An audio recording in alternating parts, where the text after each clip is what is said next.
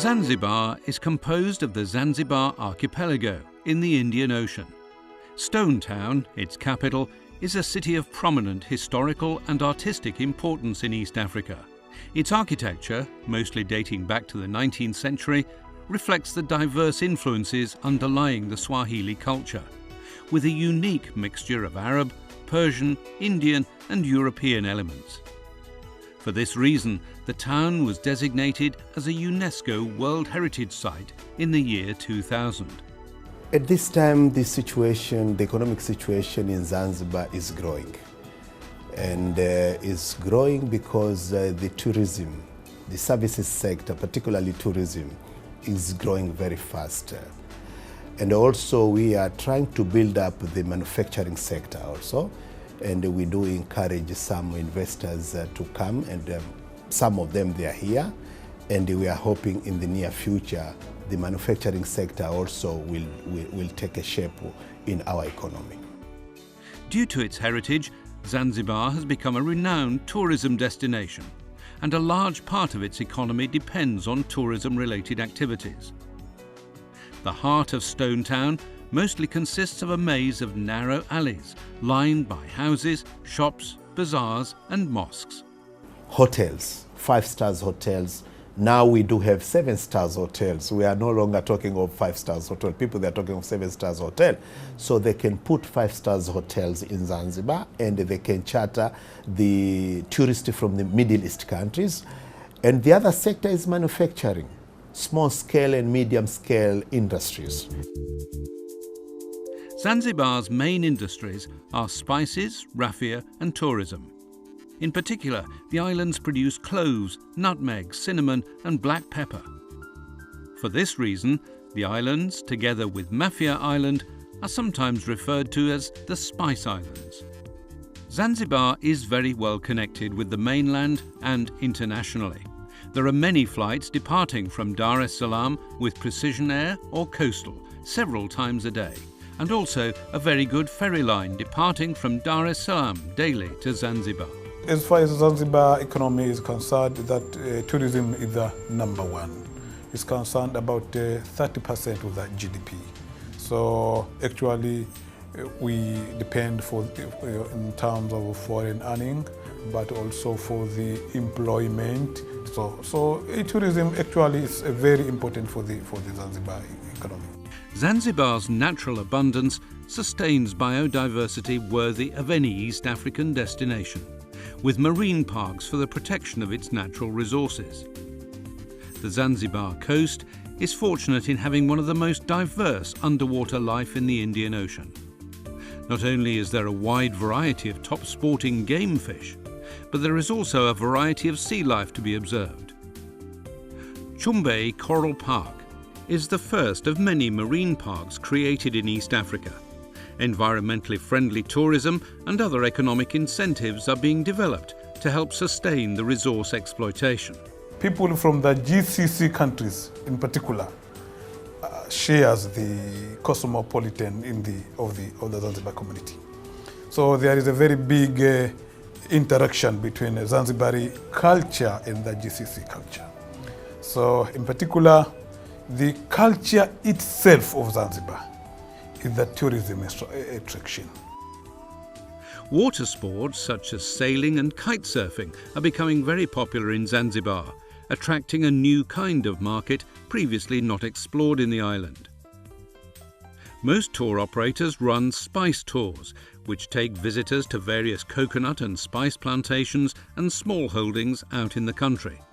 The great variety of species and plants grown in Zanzibar is used for food flavouring and preparation, cosmetics, dyes and medicines. One of the challenges now we are having is we are getting tourists from Europe.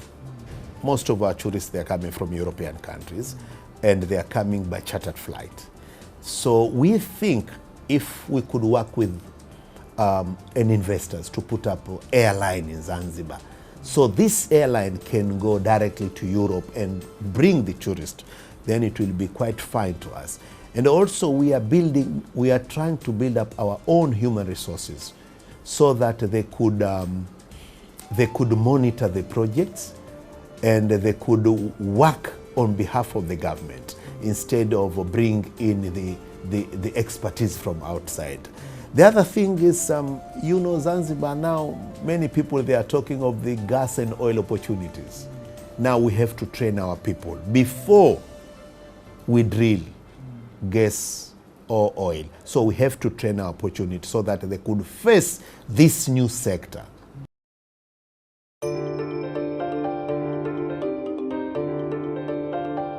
Melia Zanzibar is a luxury beach, all-inclusive resort situated on the northeast coast of the island. Melia Zanzibar is built on a 40-acre estate with a beautiful beach of pearlescent white sand, lapped by warm ocean waters, 300 metres long, situated at the very end of the property to procure the perfect combination with nature. The resort is ringed by a natural coral reef, making bathing a relaxing and safe experience. The hotel is around 45 minutes from the international airport of Zanzibar and the capital city Stone Town, a UNESCO World Heritage Site. The positive thing of Zanzibar is that you can have a nice, calm holiday, if you like. For example, as an add-on on a safari, which mainly the business is coming from, or you can have an active holiday as well. So you can go for diving, snorkeling, you can do water skiing, many activities if you like. So the island gives you a lot of opportunities for excursions as well.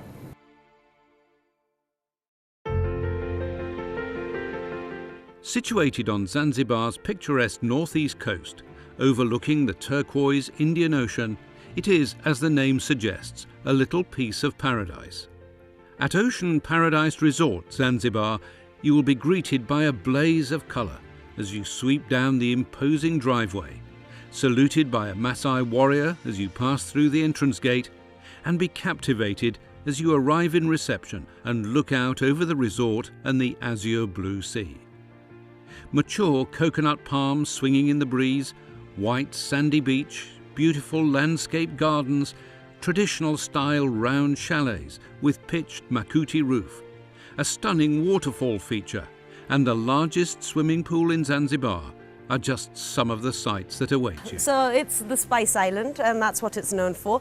Although now these days agriculture is not as big a part as it used to be, and we were the biggest exporters of cloves and spices. Traditionally, this is where Zanzibar had got its income, and over the years it's now changed to tourism. This is the main GDP earner for the island. There is plenty to do. I mean, one of the benefits of coming to an island like this is the variety and, the number of activities and excursions you're able to do. Ranging from cultural tourism, Stone Town is a heritage site.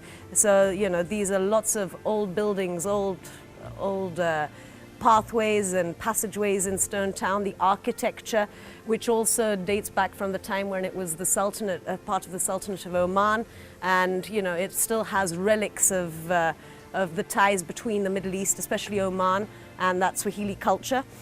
You've got the Zanzibar doors, also a big part of the cultural tourism in Zanzibar. Zanzibar is a very peaceful country, and no investor wants to invest in a country which is not peaceful. Zanzibar is a very peaceful country. Secondly, people in Zanzibar, they are very honest. They are very honest. They are very lovely people. They like people. They like outsiders. Thirdly, there are so many opportunities in Zanzibar. The history of Zanzibar by itself attracts investors. The history of Zanzibar by itself. So I believe, if you will come to invest in Zanzibar, you will be in a better position. And you can see Zanzibar, we are very close to many African countries here. We are very close to many African countries. Investing in Zanzibar, you are not serving 1.3 million people in Zanzibar. You will serve over 500 million people in East Africa. So please, encourage investors from Middle East to come and invest in Zanzibar.